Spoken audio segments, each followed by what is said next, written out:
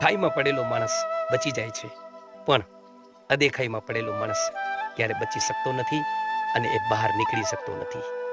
કારણ કે સ્વભાવનું ચીડિયાપણું પણ અદેખાઈનું માનીતું સંતાન છે.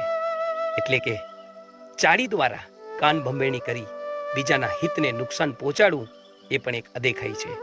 અદેખાઈ એ મનનો કમળો પણ ગણવામાં આવે છે. જ્યારે હરીફાઈ અને સ્પર્ધામાં પોતાનું ભલું કરવાની વૃત્તિ જન્મે છે, ત્યારે સમજી લેજો એ માણસનું પતન નિશ્ચિંત છે. માણસમાં જે ગુણ પોતાનામાં ન હોય તે બીજાનામાં જોઈ અને જ્યારે ઈર્ષા કરે છે, પોતાની મોટાઈ કરે છે, એ એના પતનનું કારણ બને છે.